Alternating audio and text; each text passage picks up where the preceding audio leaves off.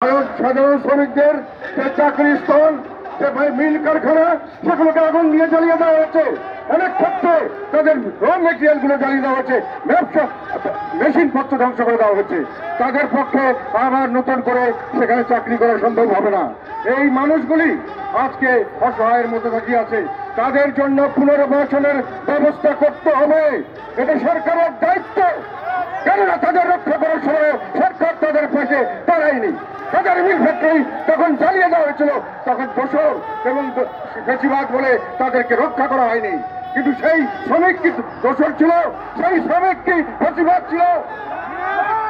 মালিকদের তো যাই হয়, কিন্তু শ্রমিক লক্ষ লক্ষ শ্রমিক আজকে তাদের অর্থের অভাবে তারা অনাহারে দিন কাটাচ্ছে। সামনের দিকে তারা তাদের কি অবস্থা হবে তারা জানে না। আমাদের এই মুহূর্তে আমরা দাবি করছি সমস্ত মিল কারখানা যেগুলো বন্ধ হয়ে আছে তাদের খুলে দেওয়ার ব্যবস্থা করা হোক। যে শ্রমিকরা চাকরি হারাচ্ছে তাদের কাছে চাকরি দেওয়ার বন্দোবস্ত করা হোক। মানুষের হাতে টাকা নেই, শুধু শ্রমিক শ্রেণী নয়, কৃষক শ্রেণীর হাতে টাকা নেই। কৃষকরা ফসল উৎপাদন করছে, তার দাম পায় না। আমরা দেখেছি গতবার এই যে আমাদের যখন রমজান মাস, বর্তমান সরকার বাহাদুরি করলেন, সব নিত্য প্রয়োজনীয় জিনিসের দাম অনেক কম, কিন্তু তারা বুঝলেন না এই অনেক কমের জন্য কত কৃষক তার চোখের পানি ফেলছে, কত কৃষক তার ঘর বাড়ি বিক্রি করে তারা পথের ফকির হতে পৌঁছেছে। তাদেরকে মূল্য তারা পায়নি, সেটা সরকার দেখেননি। এখন জিনিসপত্রের দাম বাড়ছে, এখন তাদের হাতে টাকা নেই, তাদের হাতে কোনো টাকা নেই, শ্রমিকদের হাতে টাকা নেই, কৃষকদের হাতে টাকা নেই, ব্যবসায়ীদের হাতে টাকা নেই। কেননা ব্যবসায়ীরা সবখানে মন্দা, অনেক সময় অনেক ব্যবসা বন্ধ হয়ে যাচ্ছে, তাদের কর্মচারীরা চাকরি হারাচ্ছে।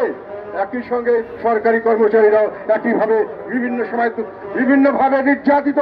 আজকে তাদের চাকরি আছে, কালকে দোষর হিসাবে চাকরি নাই, পরশুদিন তাদেরকে জেলে দেওয়া হচ্ছে। সাধারণ মানুষ, সাধারণ কর্মজীবীরা সবসময় উৎকণ্ঠায় দিন কাটাচ্ছে। আর দেশের পরিস্থিতি এই 1 বছরে কি হয়েছে, আমাদের বিশ্ব ব্যাংকের রিপোর্টে বলছে যে গত 1 বছরে তারা একটা ফোরকাস্টিং করেছে, দেশে অতি দরিদ্রের সংখ্যা 30 লক্ষের বেশি বেড়ে যাবে। যারা অতি দরিদ্র তার চেয়ে 30 লক্ষ বেশি হবে, আর 60 লক্ষের মতো বেশি হবে দরিদ্রের সংখ্যা। আমাদের দেশে এখন দরিদ্রের সংখ্যা আছে প্রায়, এখন এই করতে তারা প্রেডিক্ট করছে যে প্রায় 4 কোটি, 3 কোটি 90 থেকে 4 কোটি লোক গরিব মানুষ। কাজে এই গরিব মানুষ কোনো রকম কোন অর্থনৈতিক কোন কর্মকাণ্ড নেই, তারা ট্যাক্স দিচ্ছে না, সরকারের রেভিনিউ আর্নিং হচ্ছে না, কারণ দেশের জনগণের কাছে না, সরকারের হাতে টাকা নেই।